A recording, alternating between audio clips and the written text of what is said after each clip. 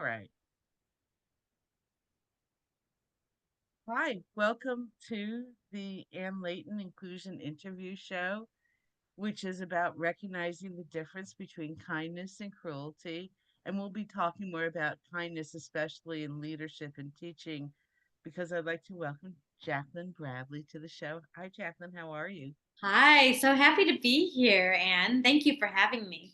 It's a pleasure. Jaclyn's been a client for about 7 years. She's become a friend, someone that I want to help. Plus, she's helped me along both with inspiration and pay. Oh, And I want to thank you.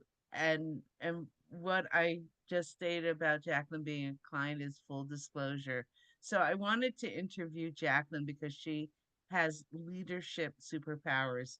People get behind her on projects, and one has been her music career. The other, even more mind blowing, is her Rocktown Music Academy in Lorain, Ohio. Jaclyn's incredible career has included studying voice at Indiana University in Bloomington, Indiana, where she's traveled from New York to LA to Europe, where she recorded and appeared on a number of reality shows. And that's both here in the States and overseas. She's recorded music steadily through the years. She had a daughter. She's appeared on the Voice Holland and Ireland Idol. Is that right? got talent, yes. Ireland's Got Talent, which they do indeed. I work with a lot of Irish Yeah, artists. they're amazing. Yeah. Jaclyn's new song is called Hometown, and it's inspiring a lot of local support in her hometown of Lorain, Ohio. And this has included opening slots, most recently with Deena Carter, and fan videos. Jaclyn gives back, and the Rocktown Music Academy in Lorain is something I'm ecstatic about. And also, you work in music therapy or have? Yes. Yeah, I'm a board certified music therapist and I do work at the hospital here. Cool. Yeah. So I'd like to, we'll talk about the hospital work, we'll talk about everything. I want to just start with the teaching and leadership in the school.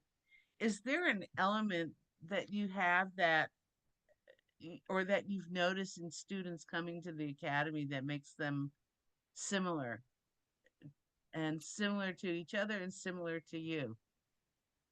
Yeah, I do. That's a great question because I was actually thinking about this recently about how we've created this place that maybe if it didn't exist, maybe a lot of these kids wouldn't have a place where they felt they belonged.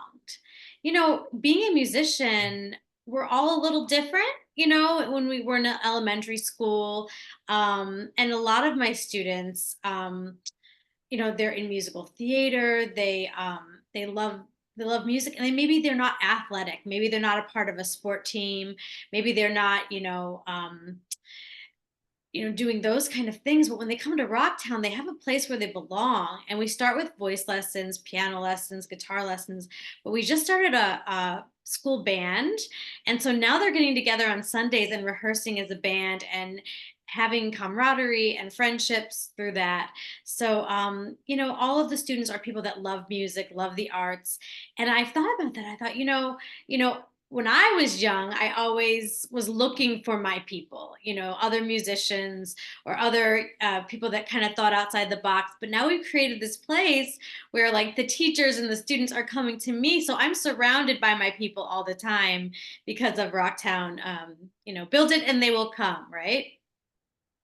You Yeah. have an amazing staff. Are they all local Ohio musicians? Yeah, they all live nearby. They drive in. A lot of them go on tour because they're all working musicians. So, like, Dougie Manross, plays all over the place. Dylan Andros is on tour right now, so we have a lot of subs for them. So the kids are learning from people that are really in the biz and working and just want to give back.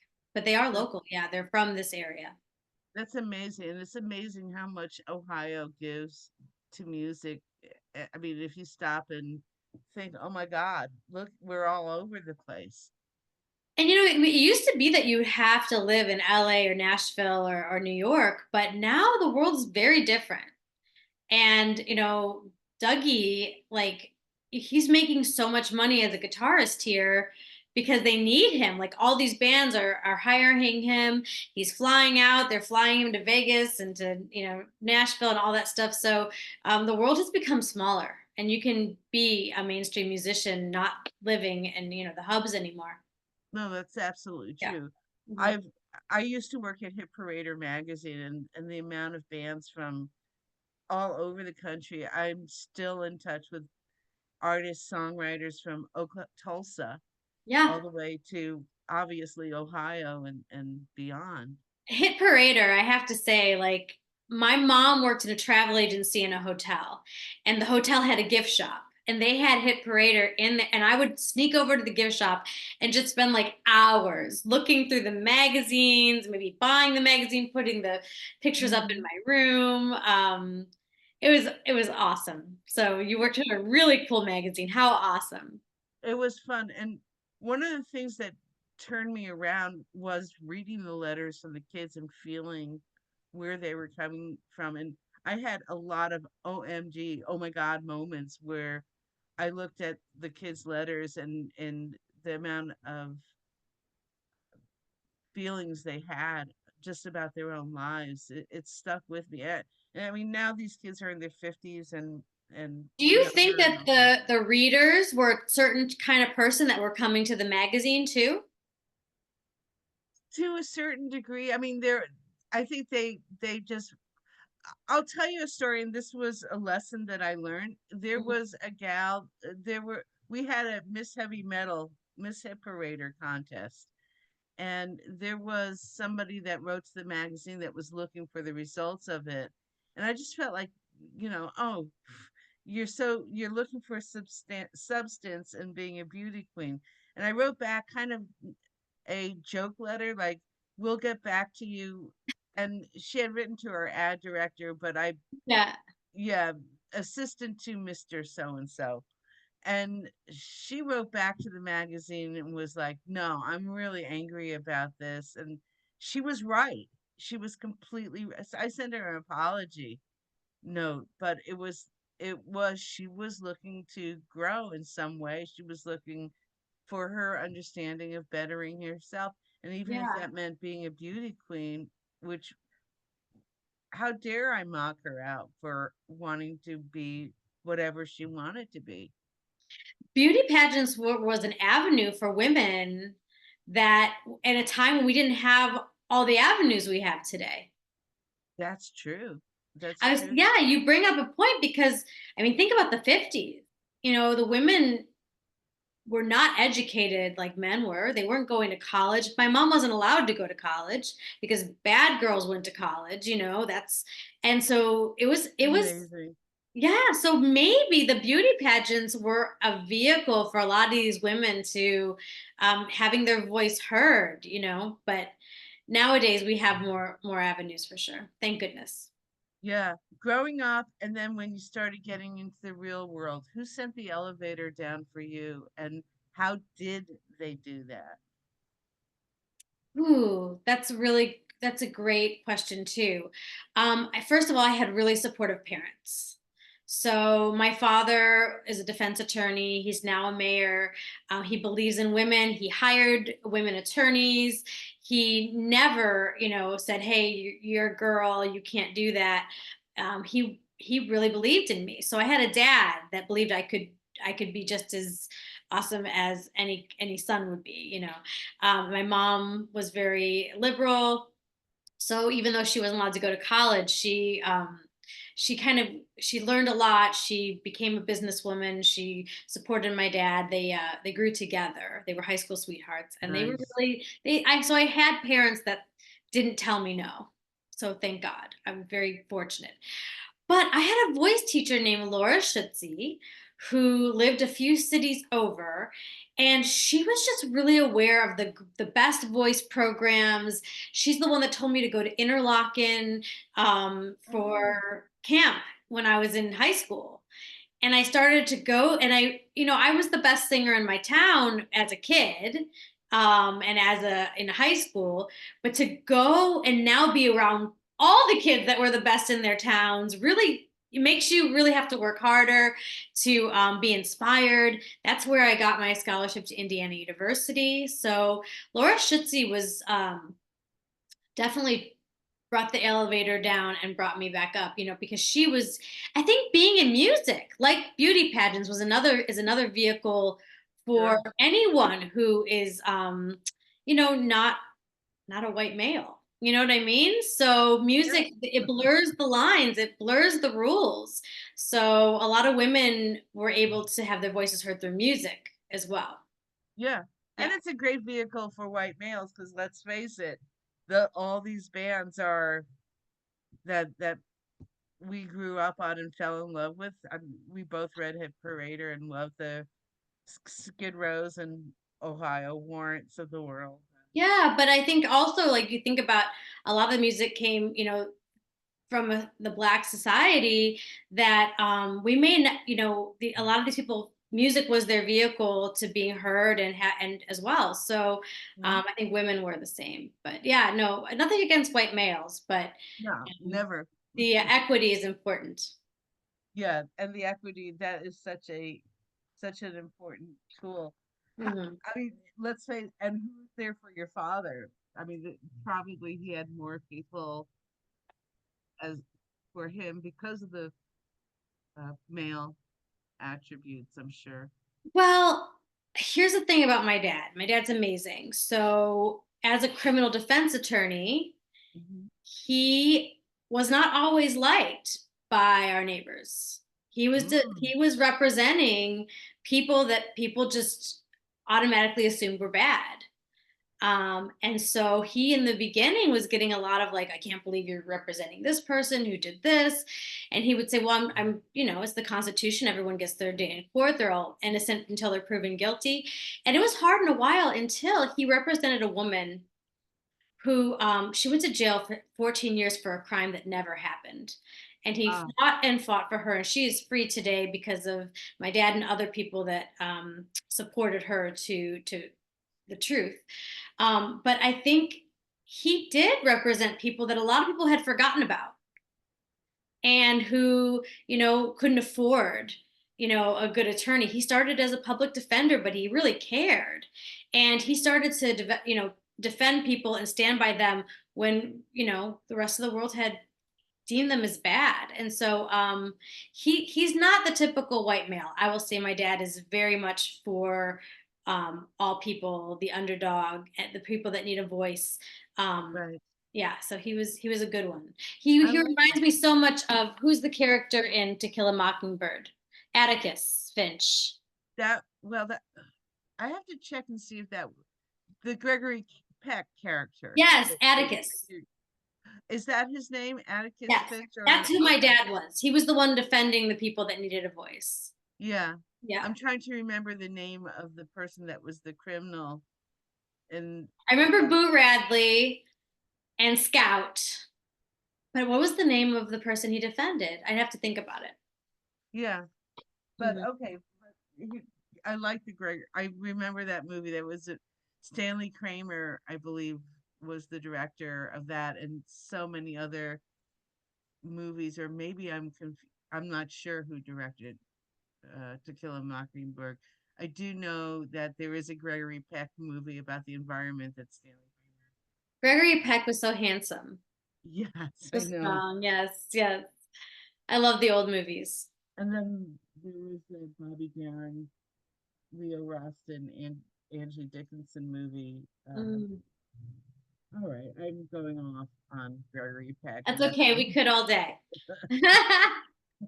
I have to actually let me go off on I watch a show. I watch TV shows. I love action adventure shows, and one of the shows that I've been watching a lot recently, currently, is a show called Riverdale, which is uh had a long TV series. It's kind of Glee meets noir. There's a lot of music in it because Josie and the Pussycats and Archie's a musician, and the characters are doing things that are just too deadly in my mind for normal teenagers. There's they're gang fights.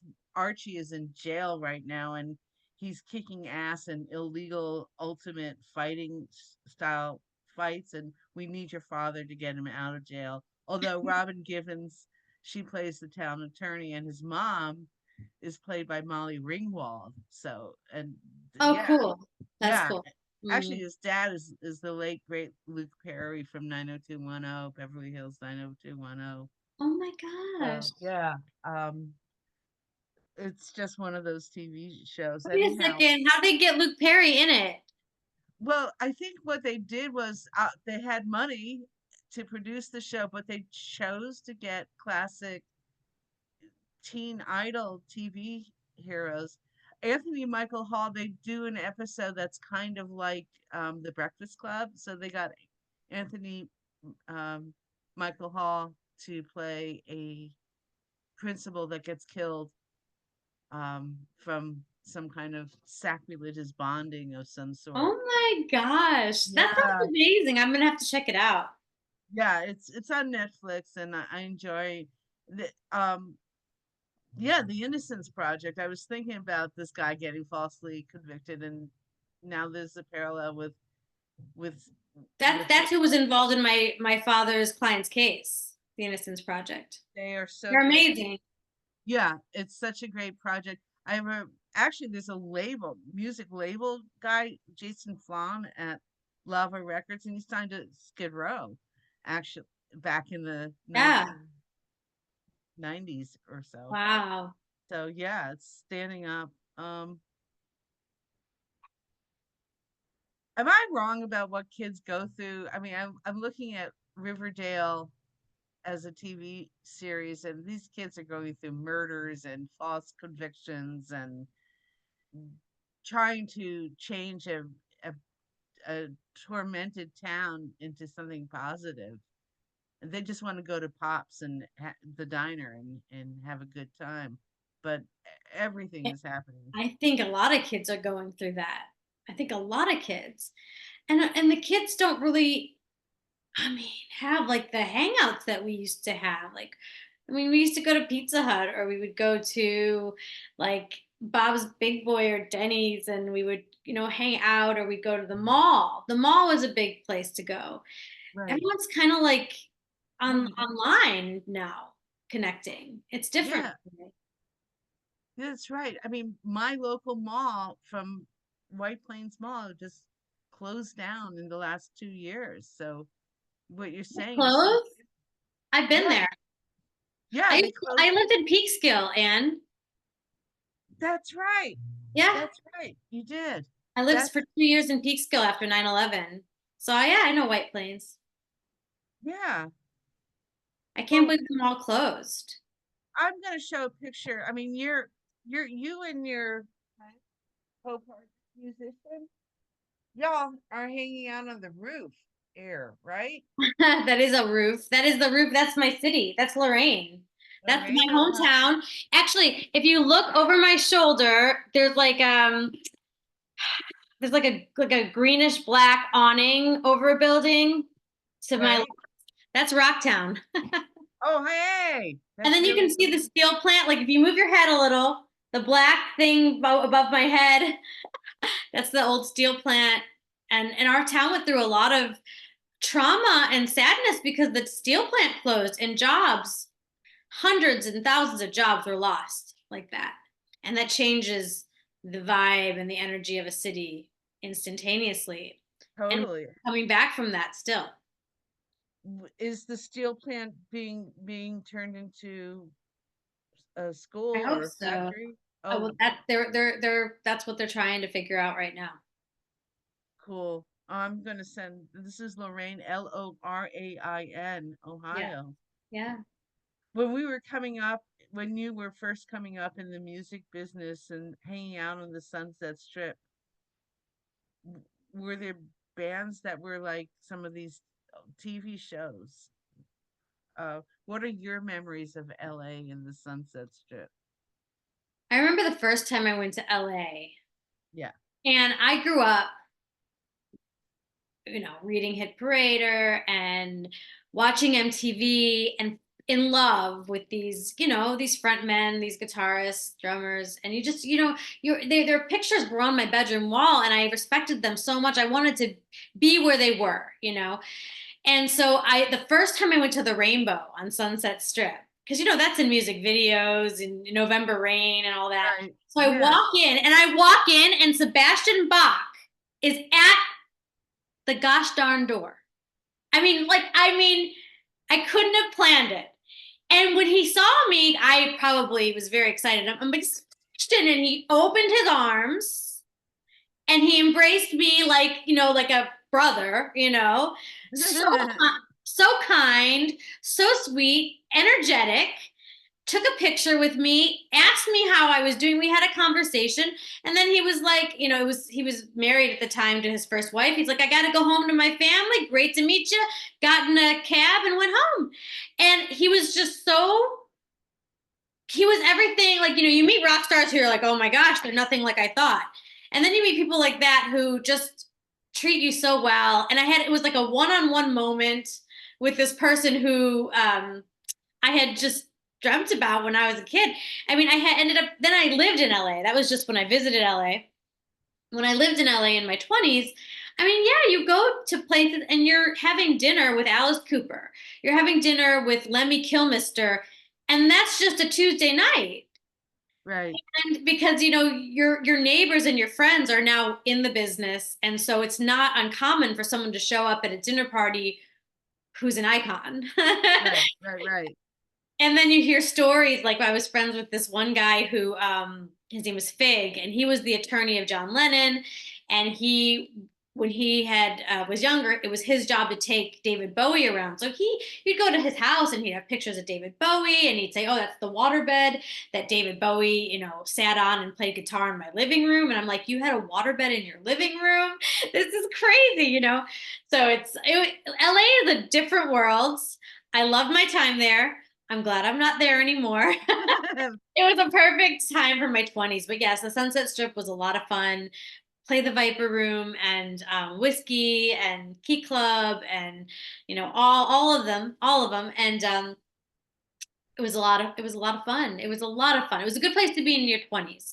Not Right. where I wanted to raise my family, but Your music has a meat and potatoes kind of energy. It's solid songwriting that both the hard rock and country and Americana music seem to bring. Are your roots scattered, or is it just I guess focused so. on? They are scattered. My dad had a huge album, CD, tape collection, and he really just introduced me to everything. When I went to LA, I started singing backup for Ty Stone, and he's from Detroit. He was singing a mix between rock and country. He got signed by Kid Rock's label, so that's Detroit? probably where a lot of my songwriting. And he was an amazing. If you guys can check out Ty Stone, he ended up going to law school. Now he's a big time lawyer, but Ah, but yeah, he was really the roots rock. I love roots rock. I think it suits my voice best. yeah. But if I would have grown up in the 80s, I would have wanted to be Pat Benatar. Ah, of course, of course. I mean, to a certain degree, I watched some early videos of you, and I was wondering if you were a bad girl or trying to be a bad girl. I was not a bad girl. I had a curfew. I broke curfew in 8th grade once, and my dad drove me to the detention home, and I sat there, and he threatened to put me in because of one late curfew, and I never.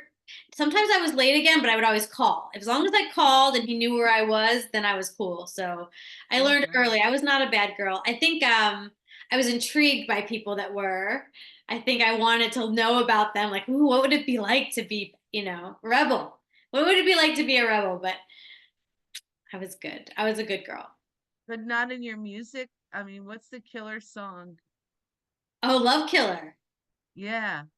Oh yeah, yeah. I think maybe I live vicariously in my music.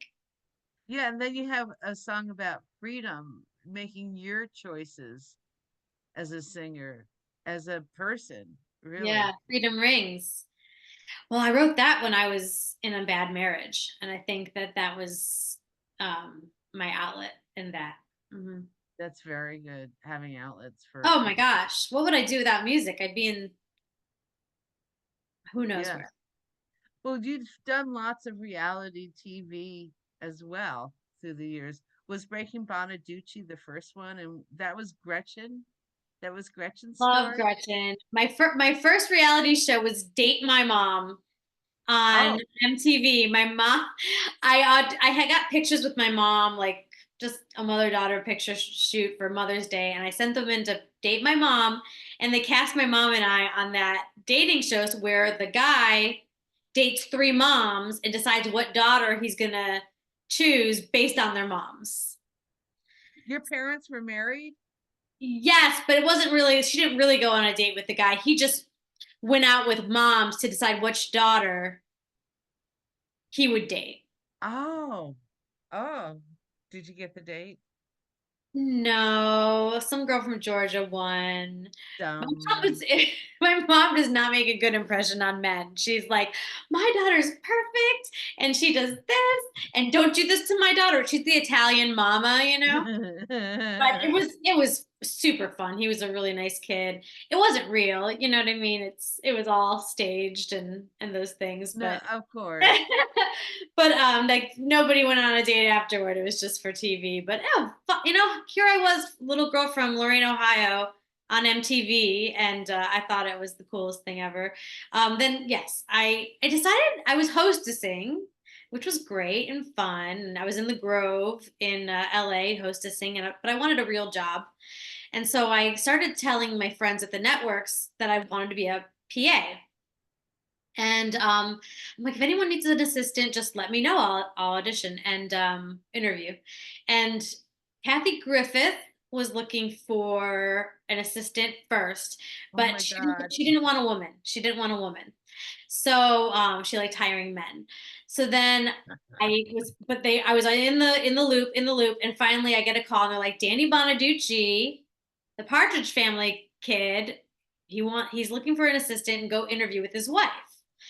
So I went, and Gretchen and I, we became best friends. Like I went to the interview and we were sharing pictures and we were hugging and we were laughing, and like we just became super good friends. And then I met Danny. I got offered the job, and then a couple weeks later, they're like, "Oh, by the way, we're filming a TV show like The Osbournes, but on VH1 called Breaking Bonaducci, and you're going to be on it. Is that okay?"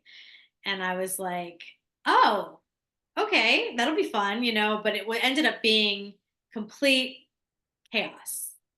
Right. Well, of course. Of course. Would it have been chaos if it wasn't on TV? Probably not that. I think it would not have been that chaos without the TV. You know what I mean? He and her. Gretchen's a great person. Danny's a good person. Like they had two beautiful children.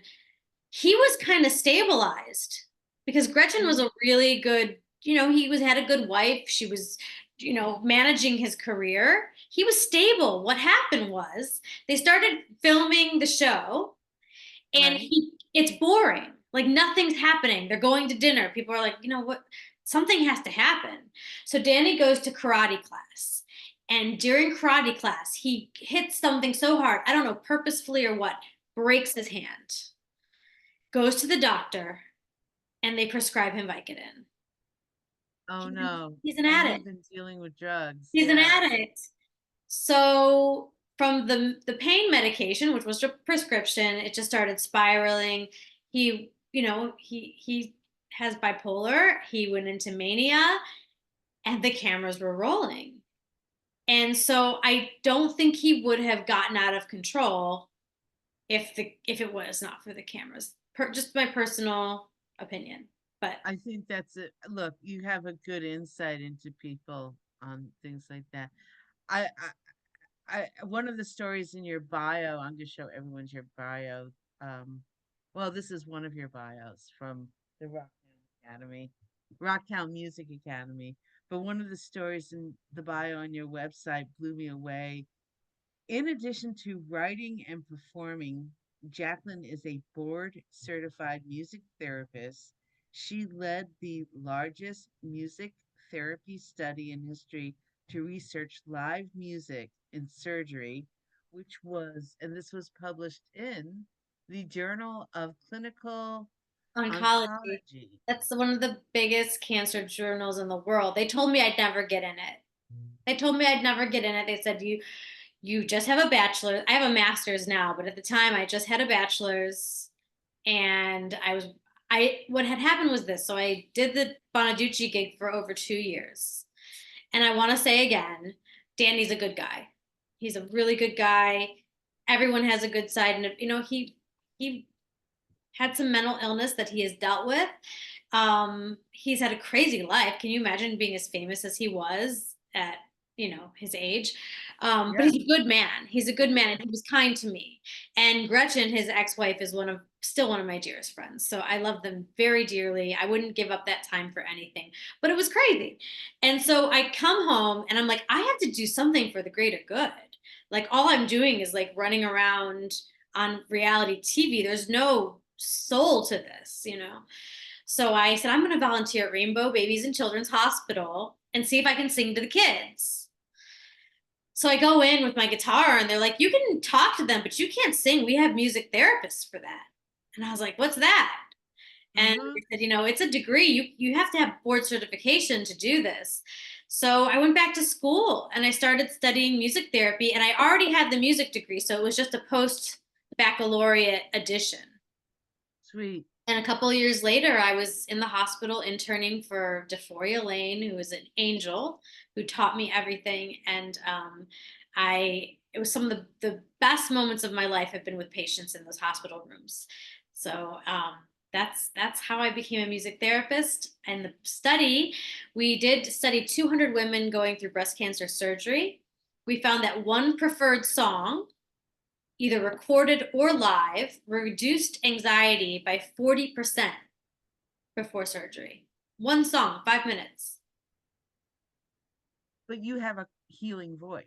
I mean, can Yeah. That was that was RP the Junior do that it? was the at the end of the study, the limitations. We always have to put limitations, and one was, is it the music or is it the person delivering the music? And I think that definitely the quality of the music matters. Yeah. But I'm not the only person that could provide But that. and it's also being able to, I'm going to use, like, in performance we call it working the room. It's also having good vibrations. We know of great singers that don't have good vibes, which is why they probably don't grow their careers. Right. And that was a limitation. They were like, maybe they just liked having you in the room. How do we know it was the music? So I think that that's where the limitations were. And we called for further research to decide that. So, but I think you can't really have live music, without a personal touch. So much of live music is the person. So you can't separate music and the performance. You know what I mean? It's a part of the music experience is that it's coming from a person to a person. Yeah. Yeah. Mhm.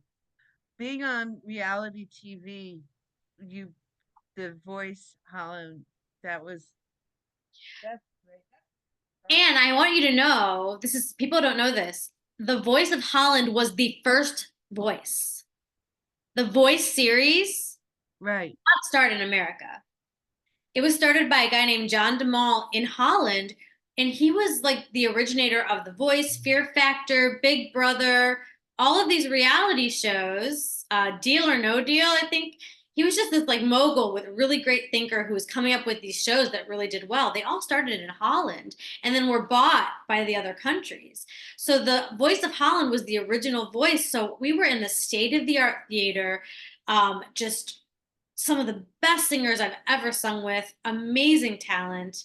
And the Netherlands is a much smaller country than the United States. So here I was with some of the best singers in their country. And although I had subtitles when I spoke, because I spoke in English.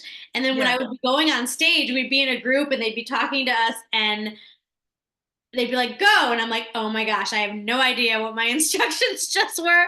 So I made a lot of friends that were translating for me. Do I go on now? Now? So I What did was learn a little Dutch, but it's different when you are, are learning it in your 30s, and it's all very fast paced. I hear you. I hear you. Well, the casting process, I'm convinced that there are people like somebody might be tall with a really deep voice. Somebody might just have super gorgeousness, a la Angelina Jolie, or Yes. my favorite actor Jensen Ackles, my favorite new actor. Just people that are super good looking. But then there's the third category, and again, it's with working the room where you're radiating joy and happiness. And it seems like whatever you would go through in life, there the one thread that's in all your music videos is radiating joy. Thank you so much. What do you That's think what a is great thing to hear. Thank you so much. I think I was cast. First of all, I was the only American on the show, so I think it brought a little diversity to the show. Um, I'm not blonde and blue eyed like most of the Dutch people. No, but there was a lot of diversity on the show. But I was the only American, and so I think that kind of brought a twist to it. Um, and yeah, I think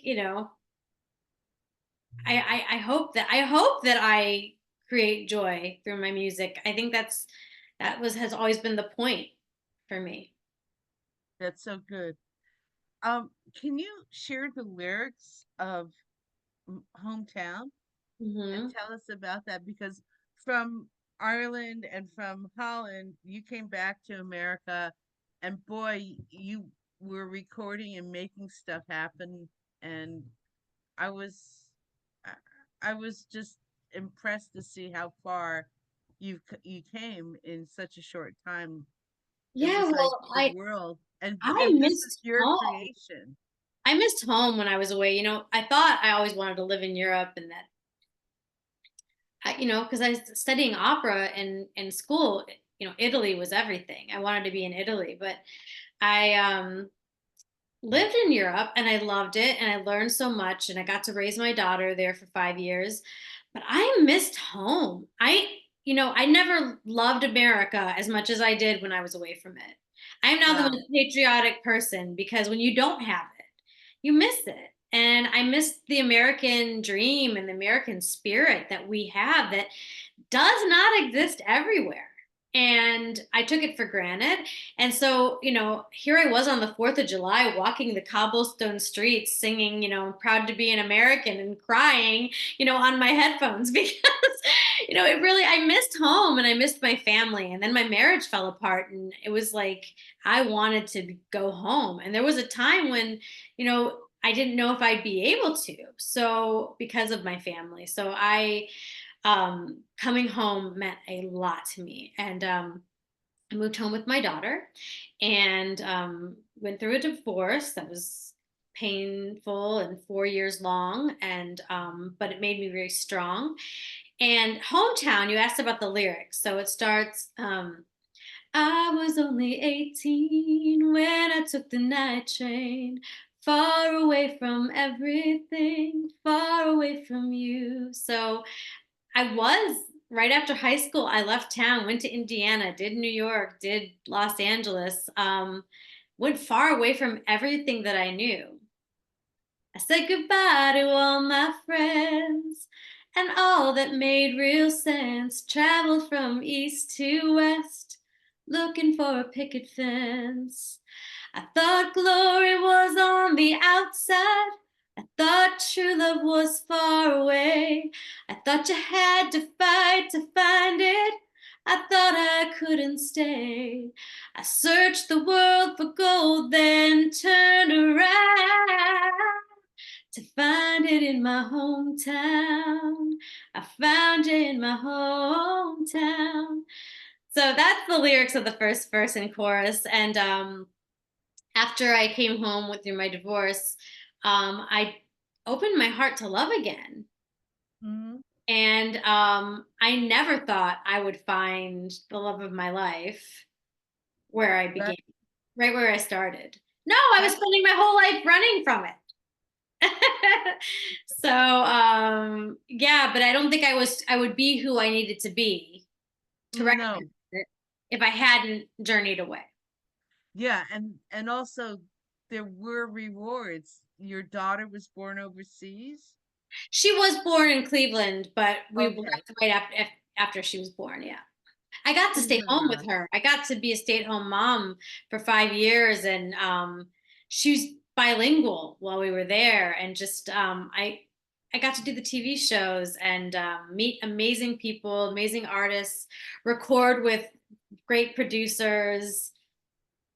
I learned so much. I would not be who I am today, recognizing all that I love about my hometown, had I not ventured off. Journey. Yeah, Mhm. I hear you. It's a beautiful song, and Thank I you. love that radio is playing it and it's finding support from here to overseas in Alaska. It's just so Yeah. wonderful. People are loving it, and it's an honor to provide that. People are connecting to it because I think there's a lot of people that, especially with COVID, went home.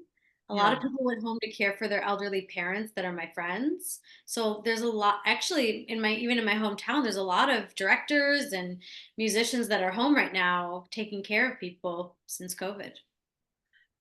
Yeah, and that's an important message. Tell me about being a mom. And I'm not. I mean, people say, "Oh, you have cats, blah blah blah," but I consider them brother and sister to me. I I have a daughter named Roma.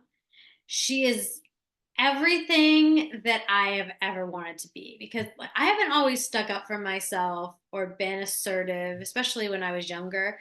She is so in her body, so just passionate about, self-care and about speaking her mind. And I think that's always who I wanted to be. Like I would always think after the fact I should have said this. I mean, she just says it. She's very strong minded, strong willed. She is my best friend. I just we live together now in a little house in my hometown, and she loves to sing. So she takes voice lessons, and we're doing a show. It's called the Diva Jam, December 16th, I believe, Oh, and she's singing with me at that show. So I'm real excited to have her on. We're gonna do a duet. this is something I'm noticing generation to generation to generation is you have the girls, young girls, and then folks, even folks are from our generation and your generation that when we looked at our mothers from the 1950s and 60s and they couldn't go to college, and then we've been given the opportunity to explore to get master's degrees to help people with what we do, which is superpower. And then our kids, probably I saw my mother feeling enslaved by her painting. She had to paint oils in the attic. She died young because of that. I was free. I didn't have to do what my mom did. I would write late at night. I would write outside. I would write anywhere I wanted to. And granted, I wasn't Yeah, doing oil it's such an important thing. Like Joni Mitchell talked about that, just about how ooh, ooh, she had to be the musician and the writer and the free spirit for all of her ancestors who never got the chance. that's true. Yes. And Or my grandma didn't drive a car. She didn't drive a car. I mean, I'm sure my grandpa would have let her, but she was afraid. So she wasn't built up as a woman to say, you can do this. You don't have to rely on a man. You don't have to rely on other people. You know, her world was very small. So the fact that I was able to live and be on TV shows in all these countries, like I got to fulfill probably my grandma's deep desires. wow, yeah, And I think it's important, that's what we're doing as women today. We're fulfilling not only our dreams, but the dreams of our ancestors. yeah, yeah. And granted, there are certain ancestors that were fighters and did change the Oh world yes, depending yes. on where Yeah, or that they are what came before us to allow us to do what we're doing today. yeah. But I think here in America, we've been a little constrictive of how we treated women, and we don't want to go back. We want to go forward. Gee, I'm stealing that line from someone. Yes, yes, indeed. So, and that is that those are part of the battles. I just want to thank you for all of this. Let's share your website, and that's Jaclyn And she is. Bradley. Yes, jaclynbradley.com is my website. I'm on Instagram as I am Jaclyn Bradley. Jaclyn is spelled Jaclyn. So no Q, no K. My mom liked Charlie's Angels, and Jaclyn Smith spelled her Oh, name that way. So I I love this picture with the flowers, I roses are know. my I love it. favorite, Well, yes. Yeah, that was among my favorites. Holland. I think I'm gonna go blonder again. Oh, I'm kidding. yeah, Uh, we could do that. We can totally do that. So, yes.